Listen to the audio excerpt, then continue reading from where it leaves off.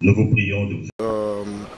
Parce que le président de la République avait ouvert la conférence. Il nous a instruit les étrangères en ce qui concerne la diaspora. Moi je suis de la diaspora. En ce qui concerne le business, moi j'étais ravi parce que maintenant le terrain est ouvert à tous les acteurs économiques qui veulent investir au Congo. C'est pour cela, d'ici là, nous aurons une conférence aux États-Unis qui est organisée par Groupe Lloyd Incorporated. Et selon vous, comment vous trouvez la diplomatie congolaise? Elle est vraiment effective? La diplomatie congolaise maintenant prend de l'envol. C'est comme un avion. Avant de décoller, il faut faire le taxi. La diplomatie fait des taxis, après, je crois qu'elle va décoller. Et selon vous, quelle est la particularité de cette 12e conférence diplomatique? La particularité du président de la République, c'est que nous avons eu des nouvelles instructions par rapport aux années précédentes. Donc nous démarrons une nouvelle façon de travailler avec les nouveaux principes directeurs pour la politique extérieure de notre pays. Votre nom, je vous donne ma carte. Des partenariats gagnant-gagnant. Et également faire la promotion de notre culture, puisque, comme vous savez, la culture congolaise est une culture rayonnante, mais il faudrait que nos ambassades soient aussi le relais de cette culture. Également le pôle de l'environnement. Comme vous le savez que nous sommes le pays solution, comme a dit le chef de l'État, par rapport aux problèmes du réchauffement climatique et les stratégies qu'il faut faire pour éviter, à savoir nous avons les minerais stratégiques qui vont effectivement, sur lesquels on doit compter pour les constructions du futur, pour les voitures, comme vous le savez, les batteries, etc. Et bien sûr, les appareils de téléphonie, etc. Donc,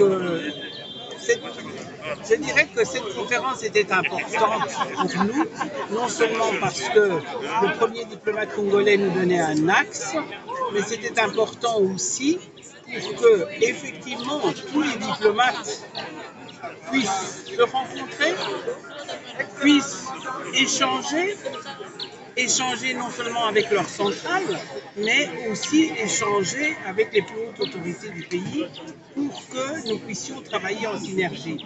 Parce que bien souvent, le diplomate congolais s'est senti esselé à l'extérieur du pays. Et aujourd'hui, je pense que sous la houlette du chef de l'État, il y a une prise en main de cette diplomatie de façon à ce que le diplomate puisse s'occuper de son rôle à la fois diplomatique, parce que c'est un rôle d'échange, de rencontre, de représentation du pays, au lieu de devoir s'occuper des problèmes prosaïques, à savoir les problèmes de survie. Merci, madame.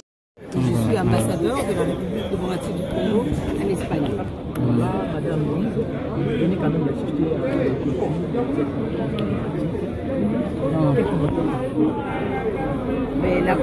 la 12e conférence diplomatique, ça faisait très très longtemps. C'est vraiment un message fort de la part de notre ministre. Et vraiment, c'est un message fort. Il a martelé sur le problème de diplomates, des non-paiements. Il a promis que cela ne va plus revenir. Il a même souligné sur... parce que très souvent, les ambassades, nous louons.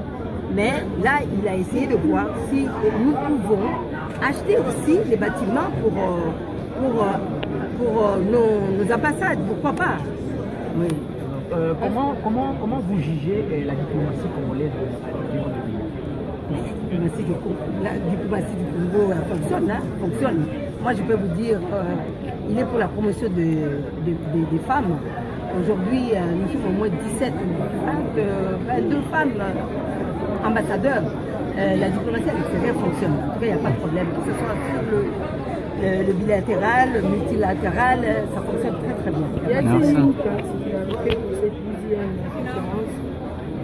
Oui, oui, il y a une particularité parce qu'il fallait absolument le faire pour justement qu'il y ait des échanges entre les ambassadeurs qui sont accrédités à l'extérieur, qui représentent le Congo à l'extérieur, et ceux qui sont ici, et ceux qui travaillent au ministère des Affaires étrangères. Merci beaucoup.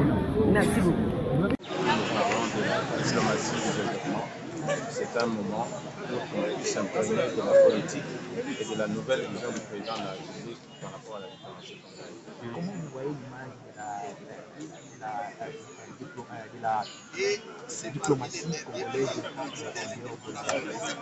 Bon, en dehors de la RDC, l'image a été fermée pendant un certain temps parce que vous savez que nous n'avons pas fait bonne figure pour des raisons nombreuses, notamment manque de moyens dans cette diplomatie. Mais depuis l'avènement du chef de l'État, il a porté le problème à cœur. Il a réouvert, disons, le ciel congolais pour la diplomatie. Et maintenant, il y a un certain éclaircie qui est en train de se dessiner. Tout a commencé avec la présidence congolaise de l'Union africaine, un rayonnement sérieux et une percée diplomatique qui a pu avoir lieu pendant cette présidence de l'Union africaine. Ça nous permet maintenant, nous diplomates congolais, d'aller de l'avant avec cette impulsion que le chef de l'État vient de donner, de pouvoir changer la donne.